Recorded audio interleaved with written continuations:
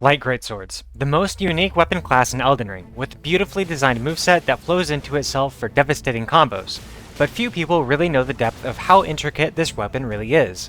From Software designed this thing unlike anything they've ever created before, breaking the mold on their standard weapon design by giving it completely unique follow-ups on its attack chains, which can true combo or even completely frame trap opponents into unavoidable damage.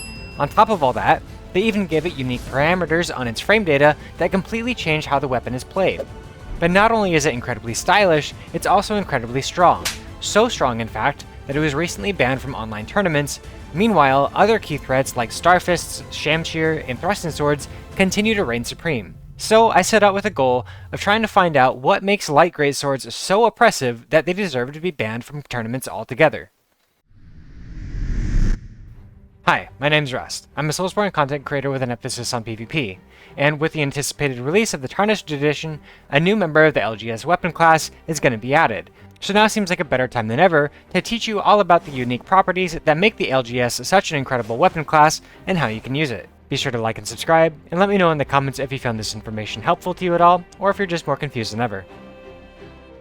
Before we get into breaking down the moveset of the Light Greatsword and all of its combos, we first have to cover some of the perks and quirks about the weapon. So, to start, we need to talk about a concept known as priority. To put it simply, priority just refers to who has the right of way in a fight. A setup with hard priority will be able to prevent an opponent from mashing out a hit stun,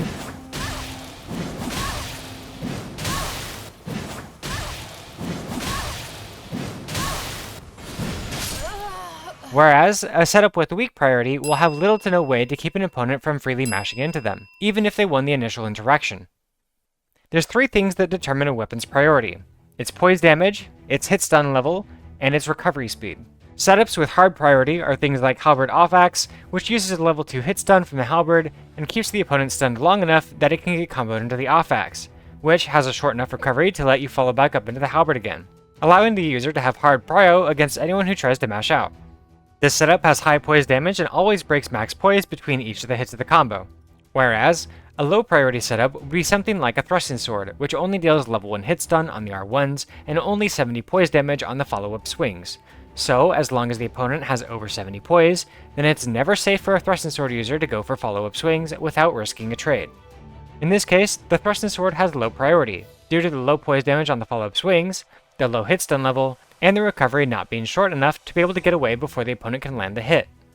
Looking at light greatswords on paper, you would think that they have even worse priority when compared to just about anything else. All of their attacks, including their R1s, their R2s, and even their jumping attacks, all deal level 1 hit stun. This is extremely unusual, where even daggers get an upgrade on their stun type on jump attacks. With a pretty poor rating on its stun type, we then need to look at its poise damage. LGS has 3 relevant poise breakpoints, at 96 poise damage on the follow-up R1s of the attack chain, 121 poise damage on each hit of the one-handed R2s, and 133 poise damage on each hit of the two-handed R2s. Except, there's a catch. See, FromSoft did a little bit of a oopsie when they coded this attack. For context, on your character sheet, the maximum poise value that you can have equipped is 133 with Bullgoat's Talisman.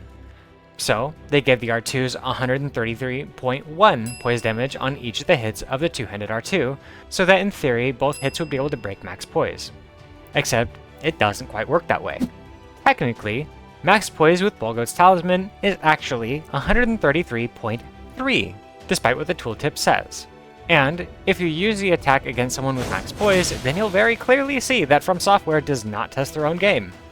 That said, how much poise that your opponent is using will always directly contribute to how viable your matchup is, and the less poise that the opponent has, the more combos that you have access to in your toolkit. The one thing that makes the weapon remotely viable is that it has insane recovery speed into the follow-up attacks of its attack chain, so as long as you're able to do the relevant amount of poise damage for whichever follow-ups that you're going for, there's at least some combos that will still work for you. That is, at least, until the opponent is using a weapon with hyper armor. Hyper armor really tends to shut down anything that the LGS can do. Out of all the possible combos that you have access to with both a one-handed, two-handed, and power stance moveset, there's nothing that you can go for that's fast enough to stop something with hyper armor from mashing into you, meaning that you have absolutely no priority in any of these matchups. However, your two-handed jumping R2 is extremely strong into the hyper armor matchup, with 300 poise damage on each of the hits of the attack. meaning it'll stun anything with less hyper armor than Rakshasas or a Great Hammer in just one of these hits. So realistically, it's your best move in your toolkit for aggressing opposing hyper armor. But even after you land a jumping R2 against hyper armor, there is still no safe follow-up that you can go for, so you'll be forced to back off and respect the risk of them mashing out a hit stun. So outside of the one jump attack, you're really kinda just stuck playing Whiff Punish Simulator against hyper armor weapons, but the LGS has an easier time doing this than other weapons for one simple but really obscure reason. Let's just take a side-by-side look at what happens when you land a hit from any regular weapon versus one with a light greatsword.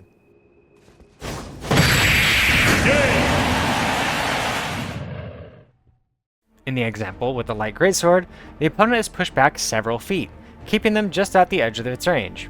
To figure out why this is, I had to look into the game's frame data to find the exact parameter that causes this effect.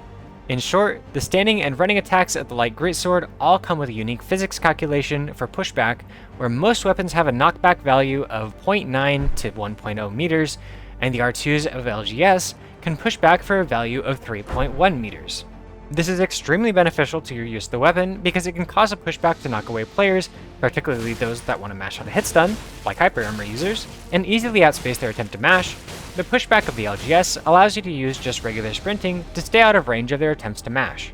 This pushback is really quite exceptional, and it can be used as a staple piece on any of your builds if you're looking for a way to kill someone with gravity outside of the usual means like Star Scourge or fingering them. So now we've covered some of the important stuff, let's get into the combos. Light greatswords have the most dynamic moveset of any weapon in the entire game, with the one-handed, two-handed, and power stance versions all being extremely viable, even in a tournament setting, but with the full potential of the LGS not really being able to shine until you really mix all of these together. One of the most important parts of what makes a weapon good is its neutral standing R1. The LGS doesn't have that. In any of its movesets, the standing R1 is pretty fucking awful. The standing 1 and 2-handed R1s come out at 15 frames slow, being slower than the majority of all small fast weapons, and the tracking on the attack leaves much to be desired, being the easiest attack to strafe in the entire game. You can literally just walk sideways and avoid getting hit. It still works as a great whiff punish tool from neutral due to its good range, but it requires free aiming in order to make it remotely viable. By far the superior option is the crouching R1 coming out at 13 frames. This attack is best used on a two-handed moveset, as the one-handed crouch R1 isn't able to break max poise, and the recovery is actually a bit slower than what you would want from the two-handed moveset. Between the neutral standing R1 and the crouch R1, there's no follow-up attack that you can go for which has hard prio against anyone with over 96 poise. These still work great as a setup into your R2s, which, if your opponent either decides to panic roll to the side or directly into you, then they'll get roll caught by any follow-up R2. And it's from here that the combo chain really begins. The neutral R2s of the LGS are one of the strongest parts of its moveset and work really well with both the one and two-handed movesets, but they require a bit of finesse. You may find at times that people are able to roll out of the second swing of this attack without getting hit, but if you unlock and angle your camera slightly down, then the second part of the R2 will always connect. From here, you can keep hard prio against even faster setups by continuing to angle your camera down, ensuring that you're hitting with the first frame of your follow-up R2. So, as an example of a basic two-handed combo chain, you could go with a crouching R1 to break neutral, R2 for a roll catch, and then the follow-up R2 for safe prio against mash. Some good tech that you can try out is Kick as an Ash of War, which will let you either roll catch the opponent that rolls in after the crouch attack lands, or interrupts an opponent who attempts to mash out a hit stun. Kick then true combos into an R2, and then you have a follow-up R2 again for safe prio. Of course, always remembering to aim down. After the second R2, you no longer have safe prio, and it is from here that you can either opt to chase down the opponent if they try and roll away after the second R2, or be prepared to outspace a potential mash. For chase down, you have a few options. While the two-headed moveset excels in its access to strong crouch attack, the best jump attacks, and having a great neutral R2 chain, it really lacks in its running attacks. The running R1 has extremely poor tracking, and the running R2 doesn't follow fast enough into another R2 to prevent someone from mashing into you. Instead, this is where we look at the one-handed moveset. The one-handed running R1 and running R2 are both exceptional. If you catch someone attempting to jump over the running R1, then it will true combo into the follow-up R1. This only works if they jump, and is a very unique interaction that we don't really see with any other weapons, but it's definitely really useful here. Also, if the opponent manages to roll out of the running R1 and you free aim down, then the follow-up one works as a frame trap, ensuring that you at least get some damage off if they avoid the first hit. The running R2 also has a built-in frame trap. If you have status pressure on top of all of this, then even if they roll the bleed proc on the first hit, and if they manage to roll out of the second hit of the running attack, then the follow-up R2 will frame trap their roll. And with how fast this thing comes out, the R2 is always safe to go for. This can then continue to chain into a second R2 follow-up, and still keeps hard prio against mash. This is one of the best attack chains of the entire moveset, with a one-handed running R2 as the premier gap closer, and the hard prio into the R2 and R2 follow-up that comes afterwards, giving you not only excellent chase down, but also guaranteeing a frame trap anytime the opponent rolls in toward you. There really just isn't a great way of avoiding damage from any of this. The R2 can be free aimed in any direction within 360 degrees, and with the speed of the follow-up R2, it's not giving them a lot of room to work with. So even if they manage to roll the hit, then they'll be forced to roll again to avoid your follow-up. Insofar, we've only touched on the ground game, but like Greatswords have some of the best aerial combat, particularly with the two-handed moveset. With the two-handed LGS, both the jumping R1 and jumping R2 have unique interactions. With the jumping R2, your character will do 2 swings of the weapon. Both swings do a whopping 332 poise damage for a total of 664, letting you break hyper armor of anything up to a Greatsword in just the first hit of the attack. If both hits connect, then not even a Colossal Sword can tank the hit. The two-handed jumping R1, on the other hand, is probably the most bizarre thing that we've ever seen thus far. With this attack, it has 2 different follow-ups depending on the timing of when you input your jump attack. Normally, when going for jumping R1 with this weapon, you'll do a forward thrust followed by a slash, being the R1-2 of the normal attack chain. But if you input your jump attack on the frames that your feet are connecting to the ground as you're transitioning to landing, then the follow-up R1 will instead come out as a crouching R1. It's weird, but this is actually incredibly optimal. Not only does this retain hard prio against mash if you connect with the jumping R1, but the speed at which this comes out is fast enough to roll catch if someone attempts to dodge out of the way of the jump attack, and effectively frame trap them and forcing them to take a hit one way or the other. With a normal jump attack chain, the follow-up R1-2 only deals 96 poise damage, meaning that the majority of meta setups will be geared to avoid being stunned by this attack. But with using the unique crouch attack follow-up, the attack deals full poise damage, and someone at max poise won't be able to tank the hit. This is extremely useful tech, and you can alternate between going for the JR2 to ensure poise breaks against hyper armor, and the JR1 with a unique follow-up to force a frame trap and guarantee damage against setups that wouldn't be able to hyper armor through the jump attack. But to be honest, you can even just chain these jump attacks together and abuse the unique pushback value of the LGS. Where things start to get really interesting is when you start mixing in the power stance moveset. The power stance crouch attack, which, while it's a little slow with the final hitbox generating on frame 16, has a unique follow-up into the final hit of the L1 attack chain. This is unlike anything else that we see with any other weapon, which normally just continue into either the first or second attack of their given chain. This follow-up attack is extraordinary, coming out fast enough after the crouch L1 to prevent even fast weapons from mashing into you, and if instead you just delay the attack by about 4 frames, then the attack is guaranteed to land as a frame trap on good latency. This attack chain on its own is really worth noting, and you can even adjust your build around to play around its interactions all on its own. The Twinblade talisman is an extremely underrepresented talisman that increases the damage done by the final hit of an attack chain by an astounding 45%, letting you do something around 800 damage with just these 2 attacks on their own. But there's a few different combos that you can use to get access to that chain finisher with the L1. Starting with a one-handed moveset, you can go for the running R2 follow-up, and then end the sequence with the L1, which will end you with the attack chain finisher and retain full prio throughout the entire string of attacks. Alternatively, you can start with a one-handed jumping R2 or the power stanced JL1, and both of these attacks will lead straight into the chain finisher with hard prio, guaranteeing a frame trap if the opponent panic rolls out of the jump attack. The multitude of attacks getting thrown out also really encourages the use of status effects, particularly with Bleed or Frost. Even if your opponent is trying to roll out of these attacks, if they take a status proc during one of the phantom hits, then you can pull them out of their iframes to get comboed by the rest of your attack chain. Now, all of these combos are poise dependent, where your one-handed R2 combos aren't going to work against players with over 121 poise, and your two-handed R2 combos aren't going to work against someone with max poise. Your power stance attacks, however, have some viability here, and as long as both weapons are connecting, then you can keep hard prio during these specific combos against max poise. But as an alternative approach, you can play the poise chipping game. By using something like an offhand dagger, you can chip down the opponent's passive poise to ensure that the next attack that you go for is guaranteed to break. A single hit from an off dagger does 40 poise damage on an unreactable 11 frame attack. So, after you land this hit, then any of your follow-up attacks, whether it's an R2 with 1 or 2-headed moveset, is guaranteed to break max poise. Since all of the R2s are divided into 2 hits, then it then re-chips the opponent's poise, bringing them back in range to be poise broken by another hit. But, since the second hit of your R2s aren't poise breaking in this scenario, then you cannot go for any follow-up attacks, since the opponent will be able to mash out safely and interrupt anything that you go for.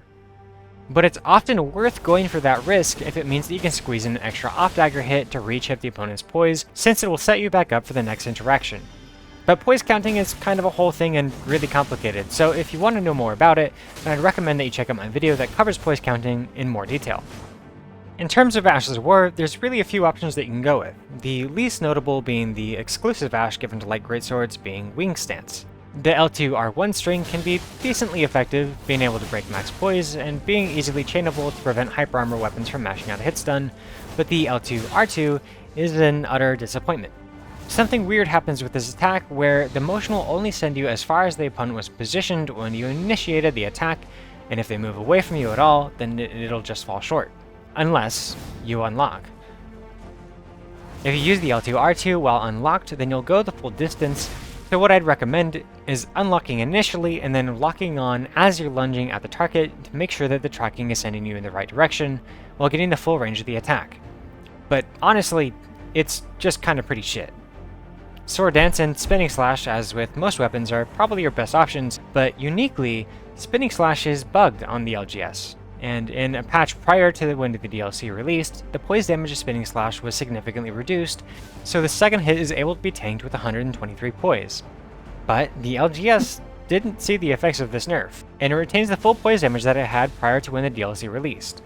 This can be a great option when fighting against people with hyper armor setups, as the first hit will always do enough poise damage to break the poise of even large weapons, not including colossal swords, making the matchup against hyper armor a little more manageable. Lettuce Sword also comes with the unique Ash of War called Needle Piercer, which strips the buffs of whoever it hits.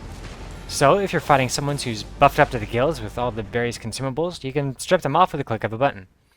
And of course there's Renala's.